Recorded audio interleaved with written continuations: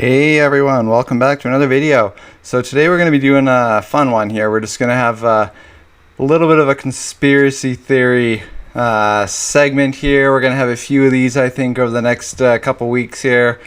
Just something a little bit fun to take my mind off of all this stuff that's going on right now and give you all a little bit of a break from some of that. We'll still do some of the interviews and stuff that I've been doing, but this right now we're going to be tackling some very, very weird conspiracy theory. I know this one says 17. We're not going to be taking 17 today.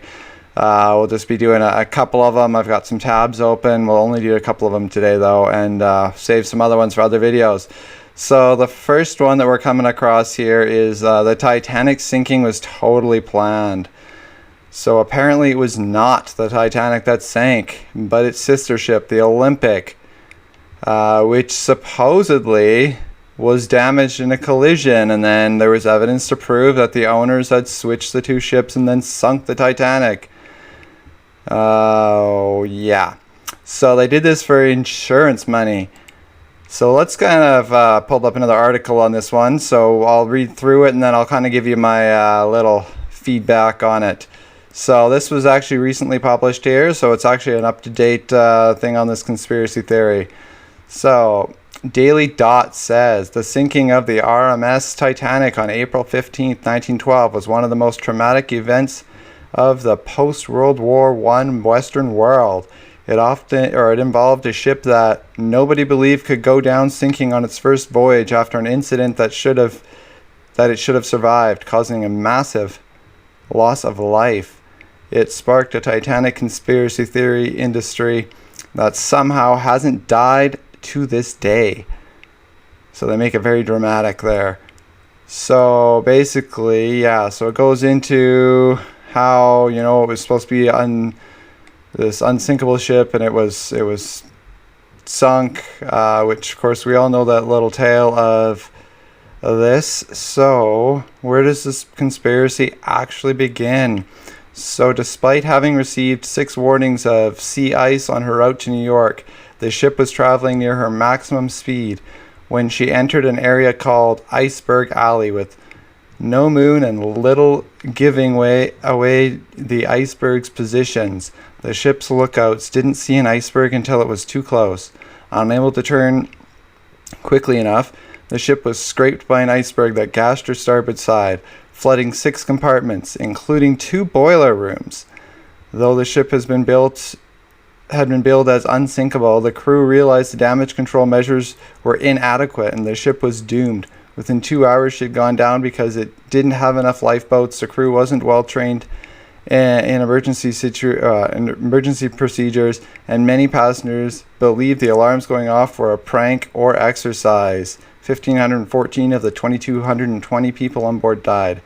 Now actually, if you actually look at there's a researcher who actually did it, and he looked at the lifeboat thing, and he actually says if they had more lifeboats on, it actually would not have helped them because they couldn't actually load people on the ship fast enough, or on the boats fast enough. So then they didn't have enough crew to actually get more lifeboats out. So having more lifeboats, they actually said, would not have helped. So they give some facts here too. You can read that if you want there. What is the Olympic switch theory? The conspiracy theory holds that it wasn't the Titanic that sunk on its maiden voyage from England to New York, but a different ship owned by the White Star Line, the RMS Olympic. The Olympic had been damaged while sailing from Southampton, England to New York about 6 months before the Titanic went down, necessitating extensive repairs. As the conspiracy theory goes, the Olympic was badly damaged, and a lawsuit against the cruise line meant the repairs wouldn't be covered by insurance. So to get the money to repair the Olympic, White Star gussied up the damaged ship as a new ship, the Titanic, and deliberately sent it into an iceberg. That way, White Star would have a perfectly intact ship and the money to build another, rather than one sunk ship and one damaged ship. But the two ships were not identical, and in fact had dozens of major differences in their designs, layout, and configuration. If Titanic really had actually been damaged, had been the damaged Olympic, One of many expeditions to the wreck would have noticed it almost right away. The Titanic's hull number 401 is visible all over the wreck, and the damage to the Olympic wasn't all that extensive, costing about $200,000, about $5.2 million today to fix. In contrast, Titanic was massively underinsured, causing White Star Line to take a hit of over $4 million, or $105 million today, when it went down. Olympic was actually sailing back from New York when Titanic went down, and was one of the first ships to arrive at her wreck. It could continue making transatlantic trips until she was retired in 1935. Did the Titanic's sinking lead to the Federal Reserve being started? The founding of the American Central Bank and the Federal Reserve was spawned a legion of conspiracy theories. The fact that it took place just over a year after the Titanic sank has led to the doomed ship being pulled into some of these theories. Central banking was a very controversial topic at the time, and the maiden voyage of the Titanic had three of the wealthiest Americans living at the time: John Jacob Astor IV, Benjamin Guggenheim, and Isidor Straus. That's easy enough to see why a Titanic conspiracy theory could crop up. As the theory goes, these men were the most high-profile opponents of the Federal Reserve, but their deaths would clear the way for the bank's creation. So they were murdered in a purposeful sinking organized and planned by J.P. Morgan, the wealthy industrialist who held a significant ownership share of the White Star Line and played a critical role in launching the Federal Reserve. The plot was so dastardly that Morgan himself canceled his booking on the Titanic at the last minute, making him look like a recipient of great luck rather than an organizer of a conspiracy to commit mass murder. Sure enough, Astor, Guggenheim, and Strauss all died on the ship, and the Federal Reserve launched the next year. Is there any truth to the J.P. Morgan Titanic conspiracy theory? It's true that the three industrialists died in the sinking while Morgan canceled his booking, but the timeline and facts don't match up. Strauss actually supported the Federal Reserve while the others had no position on it. The three living would have done nothing to stop the bank from being launched, as the Federal Reserve Act easily passed both House of Congress in 1913, and the U.S. had already attempted a central banking system several times previously. Beyond that, sources of the time have Guggenheim booking his spot on the ship after Morgan canceled, meaning the conspiracy very nearly wouldn't have worked in the first place. There's also no indication in the conspiracy theory of how Morgan would have ensured the ship sinks. Did he order the crew to hit an iceberg? Why would they take his orders knowing they weren't prepared for the catastrophe to come? What if the ship had survived? The conspiracy often takes on other layers, such as conglomerate of Rothschild family bankers and Jesuits actually ordering the ship's captain to hit the iceberg, but again, this would have meant death for the captain, who would have gone down with the ship. The theory briefly got a surge of recognition when the conspiracy avatar QAnon mentioned it on November 2017. And there you can see the little tweet that they did there. An alternative theory would be that a fire sank the Titanic. Yeah, from the sound of it in here, that doesn't get much. It really doesn't have much to back it either. It's weakened by smoldering coal fire. Well, I guess we can read that anyway. An alternate theory as to why the ship so easily went down when it was designed to be unsinkable is that the ship's hull had been weakened by an uncontrolled coal fire. In January 2017, the Smithsonian Channel aired a documentary directed by Irish journalist Seanan Mullany, who had spent his career studying the Titanic. Mullany's theory was that a long-standing fire in one of the ship's coal bunkers had softened the hull of the ship to the point where it was easily torn apart by an iceberg. In the documentary, Mullany cites a recent photograph of the wreck showing a 30-foot long black streak near the site of the iceberg strike as a smoking gun that the fire had weakened the hull. The fire itself was already known about and had likely been smoldering for days, but Mullany contended that the fire was much worse than anyone knew about, and White Star hid its severity to protect their investment and ensure that the ship left England full of passengers rather than cancel. He also believes that the struggle to put the fire out made the crew use up more coal, that the captain was racing to get to New York before the coal bunker exploded and destroyed the ship. Is the coal fire theory plausible? The fire was real, but a number of the ship's coal handlers survived the sinking and testified that the fire was out by the time the ship went down. Beyond that, the coal bunker that was burning was too far away from the section of the hull that was hit, nor was the fire powerful enough to substantially weaken the hull to the point of softening. And smoldering coal fires were fairly common on large ships at the time. As for the black streak, there's no indication as to what caused it or any evidence it had anything to do with the sinking. Are there other conspiracy theories? Yeah, I've heard lots of these. So like U-boats, yeah, I've heard that one. Definitely nothing with that. Mummy's curse, of course, that's malarkey. Basically, my take on that would be the Titanic went down as we've always thought it went down. I don't think there's any conspiracy behind it. I don't think they sabotaged or were psychotic enough to kill thousands of people just for an insurance payout. It's completely debunked. Even this article here basically just sets you straight on it, and I don't have any doubt in my mind that that is a bunk conspiracy. So let's move on to the next conspiracy. The next conspiracy would be that the Denver International Airport is the hub for the Illuminati or neo-Nazis. So, and they're saying that the intricate murals on the walls is what has led to this. So, let's take a look at that one. So, how Denver Airport became the international hub of conspiracy theories. Things have been a little chaotic at Denver International Airport in recent weeks after the breakdown of the Southwest Airlines computer system. This is, of course, an old article. It's 2015, so they're talking about something that happened quite a while back.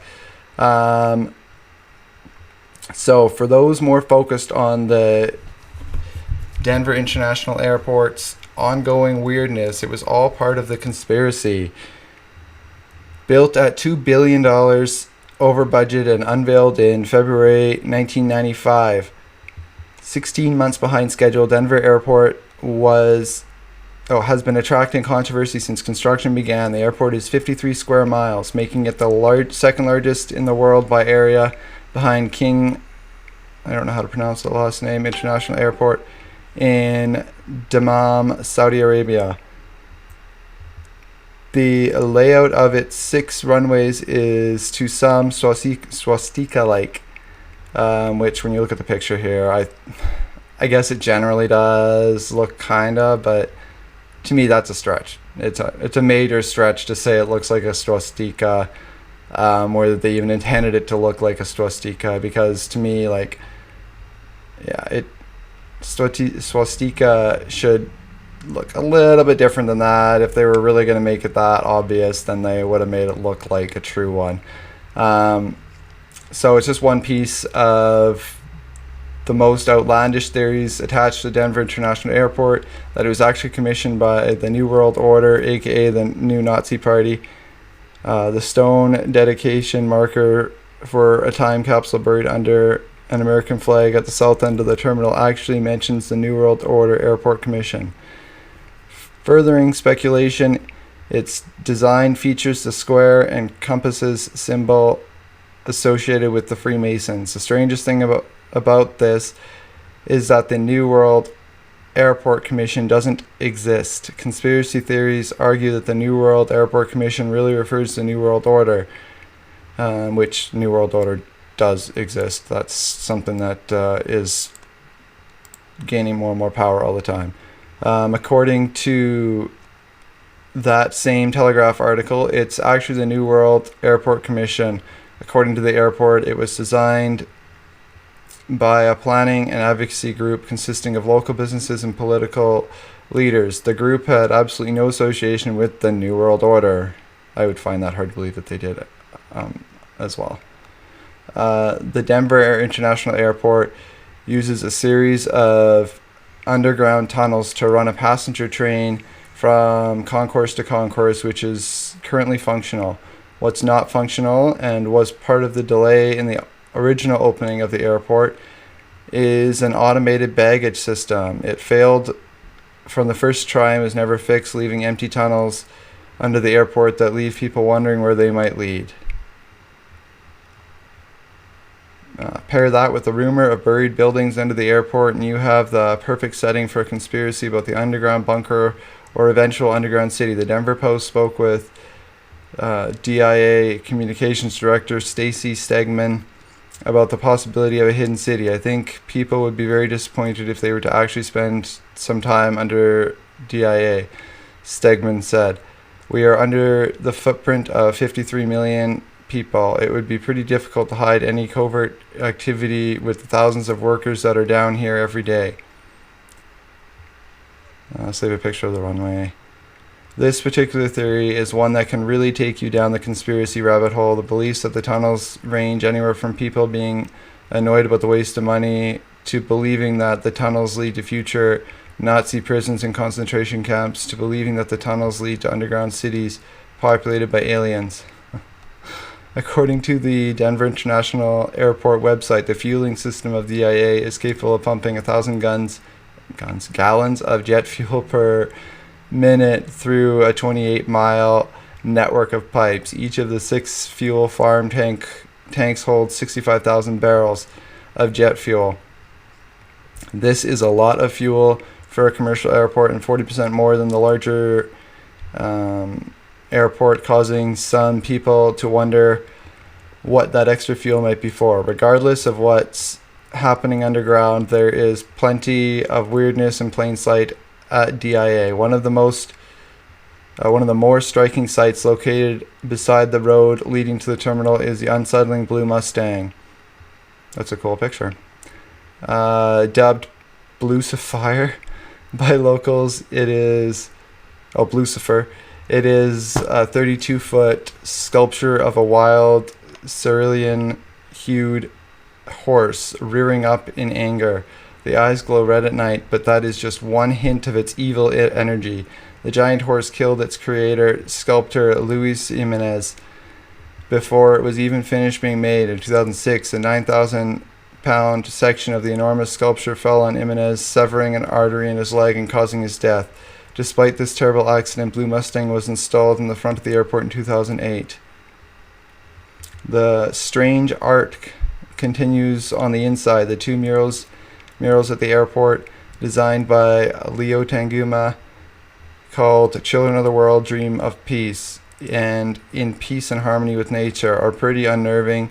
In the former, gargantuan figure in flowing olive green military garb and gas mask wields an assault rifle in his left hand, and while stabbing a dove with a cutlass with his right, in a line of shrouded, despairing figures cowers in his wake. It's just what you want to see before boarding an international flight. Agreed, that's kind of creepy. There are markings on the ground all around the airport, but the particular markings that are beneath the biological warfare themed mural include a mining cart with the initials AU and AG on it. To some, they are clearly symbols for gold and silver, which is what I would originally think. To others, they represent an abbreviation for Australian antigen, a deadly strain of hepatitis that could be used as a weapon in biological warfare. If you're flying into DA, you'll find gargoyles when you retrieve your luggage from the carousel, because gargoyles are supposed to watch over the area in which they are positioned, and the creatures have been installed in the baggage claim to ensure that all the luggage arrives safe from harm. You can see the 2 gargoyles, which form a sculpture known as Notre Denver by Terry Allen, near claims 3 and 16. The terror around DIA isn't confined to its terrestrial space. In 2007, 14 planes at DIA ended up with cracked windshields, while most windshields were cracked in various places around the airport. Supporting during takeoff, taxiing at the airport and parked at the gate, one of the plane's windshields cracked when it was at 19,000 feet, while the official cause from the National Transportation Safety Board officials was foreign object debris. The investigators couldn't figure out the precise nature of the debris, though the airport is frequently plagued by storms, wind, and dust being blown around. What conspiracy theorists believe really happened was the cracks were a result of electromagnetic pulse from the nuclear testing site under the airport. Unfortunately, electromagnetic pulses, EMPs, affect electronics and are more likely to wipe the electrical systems of the planes than to crack the windshields. Yes, EMPs do not crack windshields. They affect the electronical systems. Hence the electromagnetic pulse. Whether all the talk of conspiracy at DIA remains earthbound, people are definitely trying to get a closer look at what's going on from above. The biggest issue from the airport over the last few months has been the presence of unauthorized recreational drones. In one case, a drone flew within 500 feet of an aircraft. Drone users aren't supposed to fly within 5 miles of the airport and no higher than 400 feet. But there have been 17 close calls in 2015, 10 of which were actually in DIA's airspace. The airport is currently creating a group to address the drone issue. No word on whether the group will meet in the secret underground city. That was amusing. Okay, so I don't buy into any of those things. You can go ahead and prove me wrong with some proof in the comments if you like, but none of it really carries any weight at all. I would be curious to wander around underneath just because I really like I would like to investigate a lot of those kind of places, but I don't think there's anything nefarious or conspiratory going on with any of those things. They could use some less creepy pictures around the airport, of course, but yeah, so I would say these theories are completely ludicrous, but again, correct me if you think I'm wrong in the comments. Thanks for watching, guys. We'll do another one here another day.